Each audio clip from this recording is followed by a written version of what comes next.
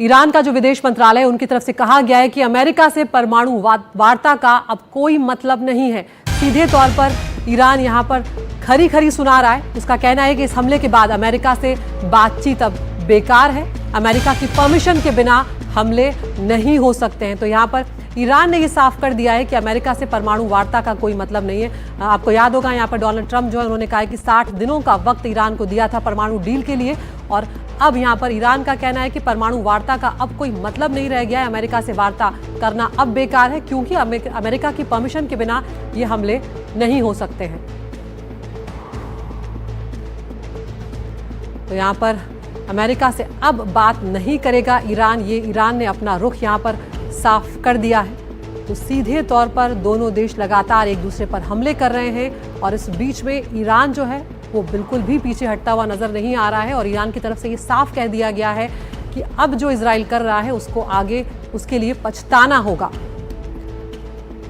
और तो किस तरह से इजराइल जो है लगातार ऑपरेशन अपना चला रहा है, और इजराइल ने इस ऑपरेशन को राइजिंग लायन नाम दिया है। क्या कुछ इस युद्ध के जरिए चल रहा है वो आपको यहाँ पर हम बता रहे हैं। इजराइल किस तरह से अपनी ताकत ईरान के खिलाफ झोंकता हुआ नजर आ रहा है। राइजिंग लायन इसको नाम दिया गया है। 200 लड़ाकू विमानों से ईरान पर हमला इजराइल उसने किया है। इस हमले में ड्रोन मिसाइलों का इस्तेमाल किया गया है इजराइल की तरफ से। साथ ही ईरान की जो न्यूक्लियर साइटों हैं उनको निशाना बनाया है इजराइल ने, और जो इसके अलावा जो मिसाइल उत्पादन की जो इकाइयां हैं, जो यूनिट्स है मिसाइल के उत्पादन की, उन यूनिट्स को भी इजराइल की तरफ से निशाना बनाया गया है। यहाँ पर ईरान की तरफ से 78 मौतों की पुष्टि कर दी गई है, 320 लोग यहाँ पर घायल हुए हैं। ये ईरान ने कहा है कि ये जो हमला किया गया है उसकी तरफ से। अब इसके जवाब की अगर बात करें, जो राइजिंग ऑपरेशन इजराइल का ऑपरेशन है उसके जवाब में ईरान जो है वो किस तरह से आगे बढ़ रहा है ये आपको बताते चलते हैं। ईरान का जो ऑपरेशन है उसका नाम है टू प्रॉमिस।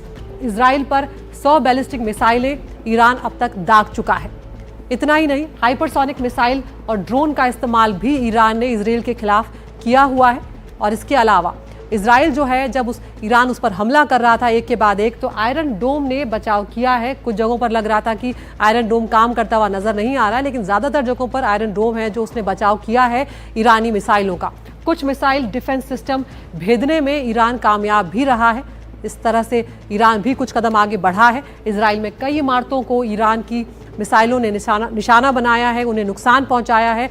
और इजराइल में जो नुकसान हुआ है, फिलहाल 2 लोगों की मौत की जानकारी सामने आई है, 34 लोगों के घायल होने की यहाँ पर खबर है। मेहमान हमारे साथ यहाँ पर बने हुए हैं। डॉक्टर अब्बाद, ये जो अब ताकत का प्रदर्शन यहाँ पर चल रहा है, आप किस तरफ इसे बढ़ते हुए देखते हैं? क्योंकि कोई भी अंतर्राष्ट्रीय स्तर पर इसे रोकता हुआ फिलहाल नजर नहीं आ रहा है। भले ही बातें जरूर रखी जा रही हैं, लेकिन क्या कोई ठोस कदम आपको दिखता है?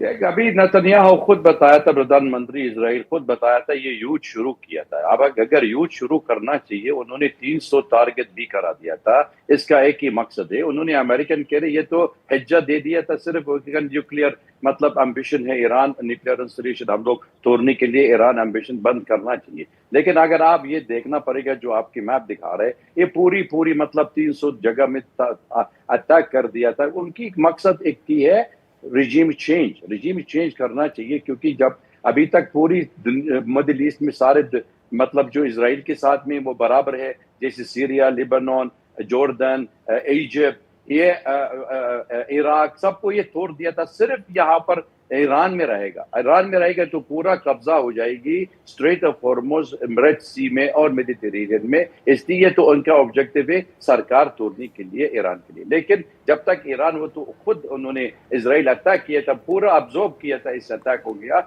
अभी इंतकाम शुरू हो गया था। अभी तक आप ये समझ लो रुकने किसी का तरीका भी नहीं है। क्योंकि इजराइली आज पर इजराइल इंफॉर्मेशन है तो 8 महीने से पहले उन्होंने नेतन्याहू प्लान किया था इस अटैक में, और उन्होंने सरप्राइज अटैक भी किया था 2 दिन वो बातचीत करने के लिए मस्कत के अंदर। इसका मकसद ये है, उनकी सोच रहा था ये जब तक हमको सीरिया तोड़ दिया था, लेबनान तोड़ दिया था और ये इराक भी तोड़ दिया था, ये ईरान भी तोड़ सकते। लेकिन उनकी मालूम भी नहीं है ईरान का ताकत शक्ति देश में इससे चौथा मामला नहीं है। इसलिए ईरान में रुकेगा जब तक डेटरेंस शुरू करना चाहिए। मतलब ये इजराइल दोबारा अटैक नहीं होना चाहिए ईरान के ऊपर, ना तो I think Israel will go for a new tactical nuclear attack against Iran.